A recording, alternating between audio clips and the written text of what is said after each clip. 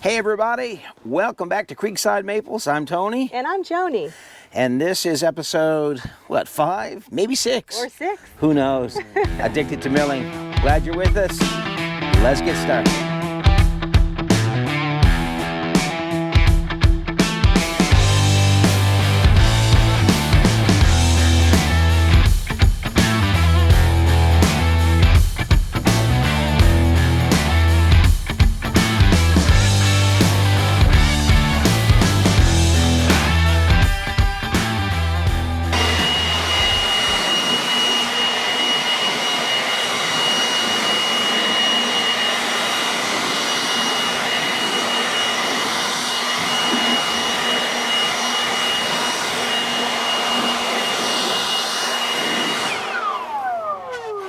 Well, hey everybody, welcome back to Creekside Maples.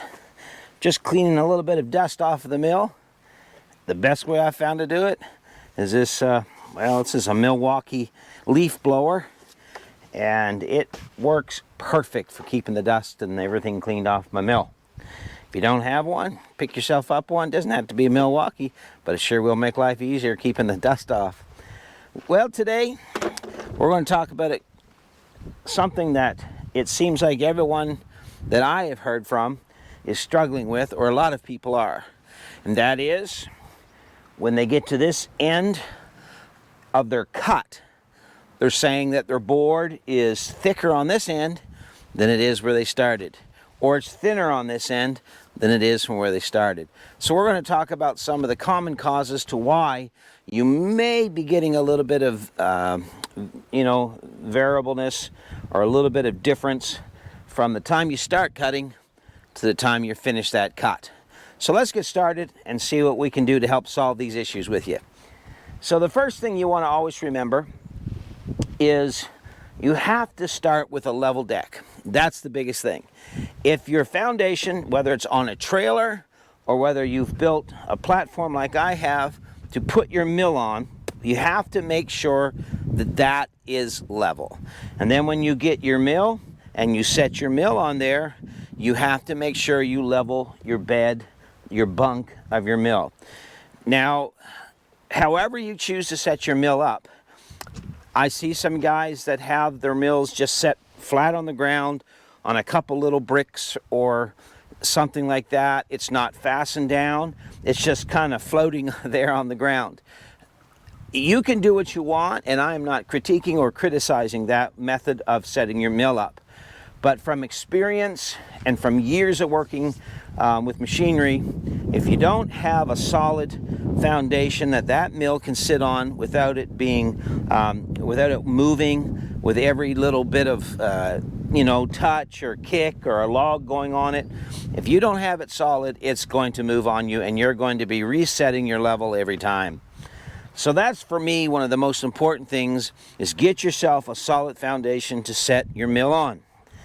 These mills, when they come, you can get the 10-foot basic section, or you can get the longer extended bunk section, which allows you to mill up to 16 foot 4 for a log. I have the extension on it, but with those extensions, there's seams. And you can see right here, see if we can get the camera to show that, but there's a seam right here. And the same on the other side. And those seams are bolted in. There's a plate that goes underneath here, and your bolts and everything go through the plate, and then there's your leveling feet. You have to have one on either side of those seams, or you'll never keep it solid. So what you have to do is make sure, get yourself a level, whatever you use to level with. Some people use a laser. I'm going to be honest, I've tried using the laser. I've tried a red laser. I've tried a green laser. And because the bright sunlight and everything, I could never really see it that well to be able to set everything. So I'm old-fashioned. The string and the level is the way I've done it. I take my level and I put it somewhere. It's a 4-foot level, and you're going to need a 4-foot, 6-foot, 8-foot level, whatever you can get. And I lay it on there, and I make sure that it is laying in there even all the way along, so there's no dip in the center where that joint is. Because if that is not level in there, I mean, if it's going like this, and you've got a V in there or something like that, then that's going to throw out how even your cut is. If you find, and you will when you get your mill, that these seams, they don't fit perfectly together. I'm really, what is it called, OCD about stuff. Like, I'm the guy that always notices the picture that's crooked on the wall, and that really aggravates me. It drives me insane. But when I see that they didn't line up, I really thought, that's pretty poor manufacturing. However, what I did was I fitted it all together, I tightened it all in, and then I took a little file and I filed that down. You could use a grinder, I just didn't want to take too much off. So I just took my file and I just flat filed that down until it was smooth and an even joint, and then that solved those issues. Some other things that I found is you have to work with these leveling feet. Make sure they stay tight. And I fastened mine down so they can't move. But never assume that everything stays the same every single day or every single week or every single month. These mills, if you use them often, and I do, I've got over 200 hours on mine, and I've only had it, well, since what, last August, I think, or something like that. So we use our mill a lot. So I'm always checking to make sure my bunks are level from end to end and side to side. If you do these simple little steps and keep that level, then that will eliminate a lot of that difference from one end to the other of the cut. What else can we do to fix the problem? Well, one thing that some folks are doing, and I'm actually going to do, is I'm going to take another bunk and I'm going to actually add one in the center here. Because sometimes if you have a large overhang of log that won't reach this bunk but sits here, sometimes because those logs have so much tension in the middle of them, when you start cutting them, they start releasing that tension. And because they start releasing that tension, then all of a sudden your board on one end is different in thickness than when you get down to this end. So if you're still having problems after you get everything leveled, then try putting another bunk section in, just one of these green bulkheads in here, and see if that, with the added support, helps you keeping those cuts level. So those are some simple things as well. It's not expensive, it's not hard, and it's easy to solve. But I know a lot of people, they get frustrated with it. If you're finding that, you still can't, figure it out, then you have to start looking at other things. So it comes to your saw head. Now my saw head is all filled with sawdust because we've been milling all day. But these wheels, okay, make sure that they're sitting on your track, all four, not just one or two. If you've got one of those wheels that are not touching at every point of your bunk, and you can tell just by sliding that, make sure all four of those are wheeling and moving all at the same time for the full length of where you're going on that bunk.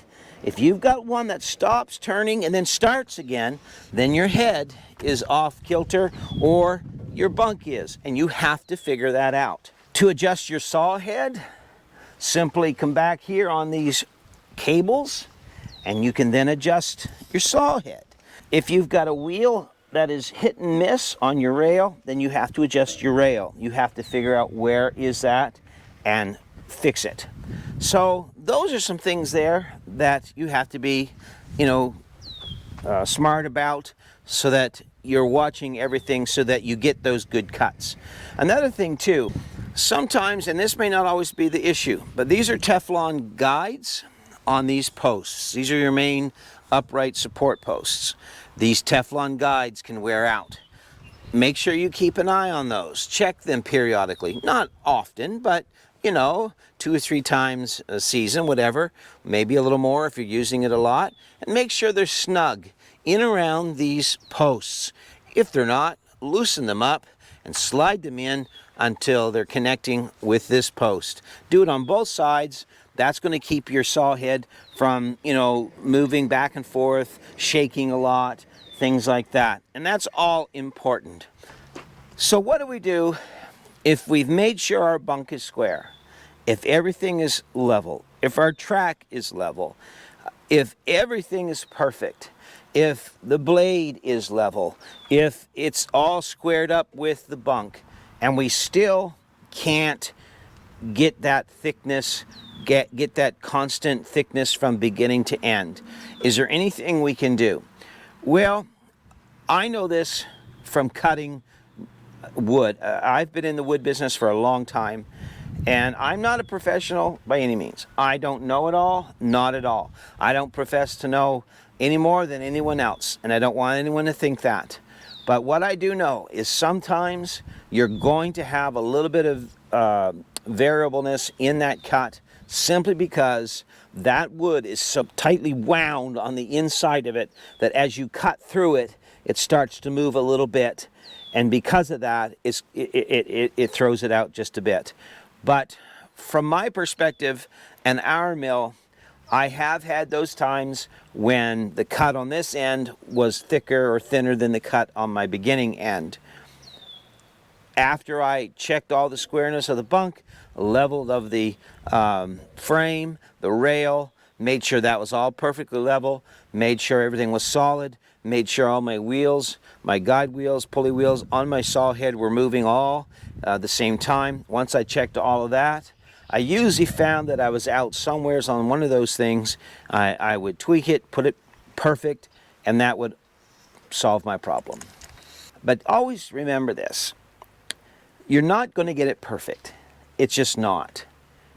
So if you have one or two boards that may be a little bit out, just chalk it up that the wood has got a heavy twist in it, and as you cut through it, it's releasing and twisting itself. Just don't sweat the small stuff. Have fun milling. That's what it's really all about, isn't it? Enjoy yourself with your mill. If you worry about every single little tiny thing, you're going to worry yourself to death, and you're going to take away the enjoyment of just being able to mill. For me, every day I mill. I enjoy it. I'm addicted to it. I love it. That's why we do these videos. That's why we have our channel. But there are still some things that aren't perfect about the mill. But I still enjoy milling because I do the best that I can do. And friends, if you're doing the best you can do, if you've set it up to the best of your ability, and you've done all of these things to get it square, to get it right, if you still have a board that the thickness is off on one end, well then use that board on your chicken coop.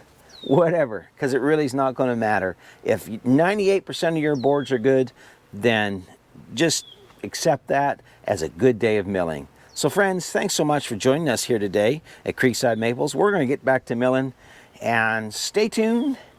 We're going to show you some cuts, things we're doing. We always enjoy ending our videos off with some good milling pictures. Hope you enjoy it. Don't forget, if you like our videos, subscribe and share them with your friends. And don't forget to hit that notification bell and give us a good thumbs up. If you don't mind, leave us a little comment. That helps the algorithm, and that'll keep the channel growing, and that's what it's all about. So take care, everyone. Each and every one, all of our new subscribers, thanks for being here.